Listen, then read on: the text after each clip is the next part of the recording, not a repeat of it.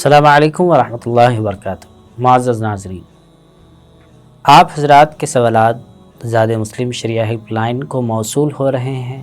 مل رہے ہیں اور اس کے جوابات بھی الحمدللہ دیے جا رہے ہیں۔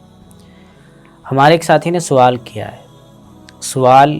نماز سے متعلق ہی ہے، لیکن جب سفر پر ہوں تو نماز کیسے پڑھیں، ہم سفر پر ہوں تو ہماری نماز کیسے ہو، کہیں پر ہمارا قیام ہو تو وہاں نماز کیسے پڑھیں، اس سے متعلقہ انہوں نے سوال کیا ہے۔ چلیے جانتے ہیں کہ سوال کیا ہے۔ سوال ان کا یہ ہے کہ اگر کوئی بندہ مسافر ہو، یعنی وہ تقریباً 77.5 کلومیٹر 77 کلومیٹر سے زائد اس کا سفر ہوا ہو کسی جگہ پر، اور وہ 1-2 دن کے لیے گیا ہوا ہو وہاں پر اپنے رشتہ داروں کے پاس میں یا اپنے آفس کے کام سے یا کسی اور کام سے، تو 2-3 دن کے لیے جب وہ وہاں پر رہے گا، جس مقام پر وہ رہے گا آفس کے کام سے یا کسی اپنے نجی کام سے، تو وہاں پر نماز کیسے پڑھے گا؟ ظاہر سی بات ہے کہ مسافر ہونے کی وجہ سے 4 رکعت والی نماز 2 رکعت پڑھے گا، لیکن وہ کب 2 رکعت پڑھے گا، یہ ایک سوال ہے جو انہوں نے کیا ہے۔ تو اس کا جواب علماء نے یہ دیا ہے کہ جب وہ مسجد میں نماز پڑھ رہے ہوں اور مسجد میں جماعت کے ساتھ نماز ہو رہی ہو اور نماز پڑھانے والے صاحب وہاں کے مقامی ہوں، تو ایسی صورت میں 4 رکعت والی نماز میں یہ 4 رکعت ہی مکمل پڑھیں گے، وہاں پر 2 رکعت یہ نہیں پڑھیں گے۔ کیونکہ جب وہ مسافر ہیں تو مسافر کو نماز قصر کرنے کی صورت اور گنجائش اس وقت میں ہے جب کہ وہ اکیلے نماز پڑھ رہے ہوں یا وہ خود امام بنے ہوں جس جگہ پر وہ نماز پڑھا رہے ہیں، یا جو ہے وہ کسی مسافر امام کے پیچھے نماز پڑھ رہے ہوں۔ یعنی بالکل آسان سی بات ہے کہ جب ہم کسی جگہ پر ہوں تو وہاں پر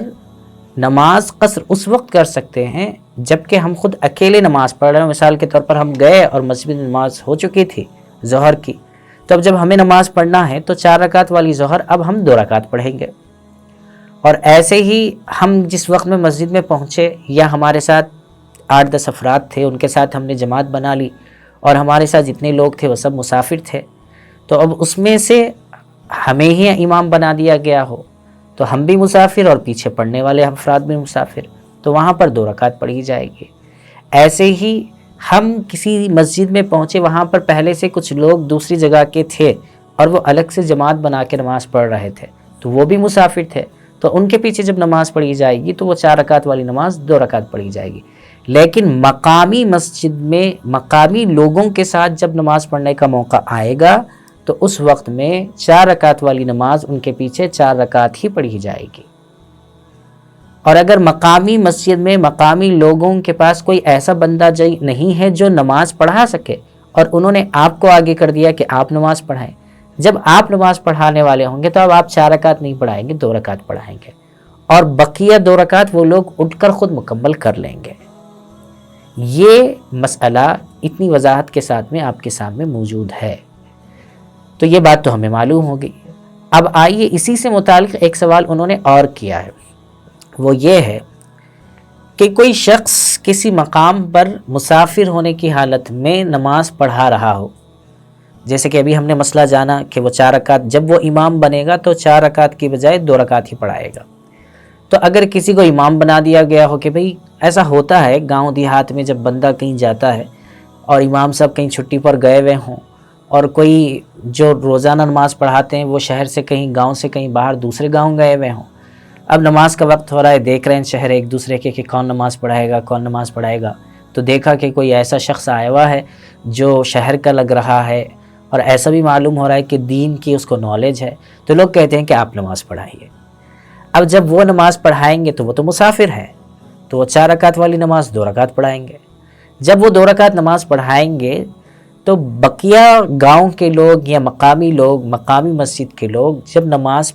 ان کو مزید 2 رکعت پڑھنا ہوگا، کیونکہ 2 رکعت تو وہ پڑھا کر سلام پھیر دیں گے اور بقیہ 2 رکعت مقامی لوگوں کو خود سے اٹھ کر پڑھنا ہوگا۔ تو ہمارے ساتھی کا سوال یہ ہے کہ امام صاحب جب نماز پڑھا دیں مسافر ہونے کی حالت میں 2 رکعت، تو بقیہ 2 رکعت لوگ کیسے پڑھیں گے؟ یعنی اس میں قرات کریں گے نہیں کریں گے، سورہ فاتحہ پڑھیں گے نہیں پڑھیں گے، یہ ان کا سوال ہے۔ اس کا جواب علماء نے بہت آسان انداز میں دیا ہے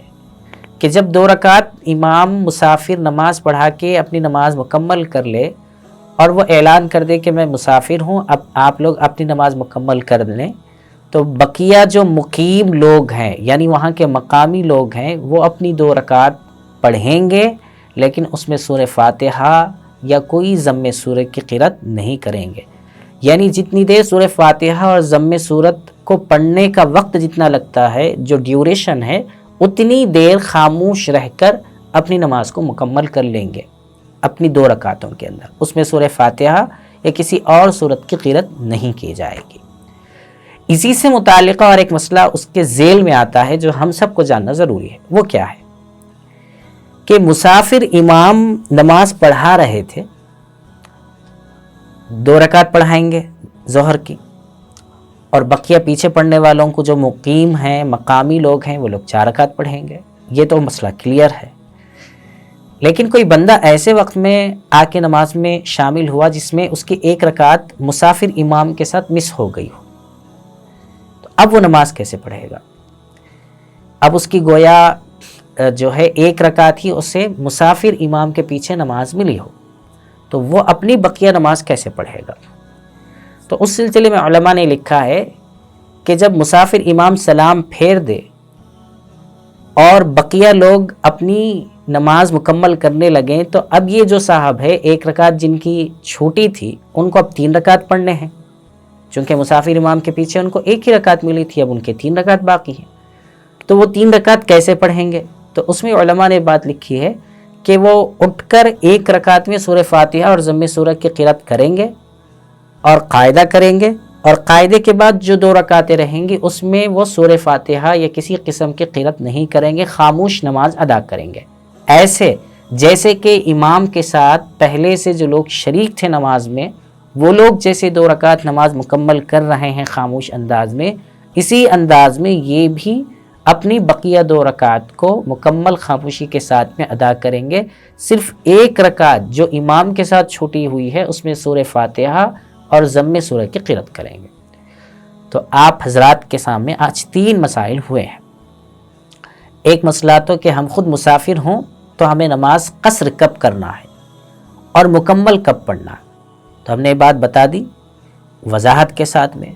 دوسرا مسئلہ تھا کہ اگر مسافر امام ہوں تو اس کے پیچھے جو لوگ نماز پڑھنے والے ہوں تو وہ نماز کیسے پڑھیں گے، یعنی وہ سورہ فاتحہ یا سورہ کی قرات کریں گے یا نہیں کریں گے۔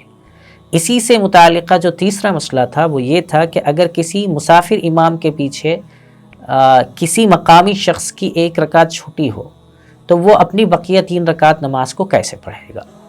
تو آپ حضرات بخوبی اور بغور آپ نے یہ ویڈیو دیکھا ہوگا تو آپ کو مسائل بہت اچھے سے سمجھ میں آ جائیں گے۔ تو آپ حضرات سے گزارش ہے کہ ایسے مسائل کو جانیے گھر بیٹھے۔ ہر ایک کو ایکسس نہیں ہوتا ہے کہ وہ کسی مفتی صاحب سے کسی عالم سے رابطہ کریں، رابطہ کر سکتے ہیں لیکن کرنا نہیں چاہتے، تو سوشل میڈیا کے ذریعے سے جہاں پر بہت ساری اللہ بلا چیزیں ہم دیکھنے لگے ہیں اس میں سے کچھ وقت نکال کر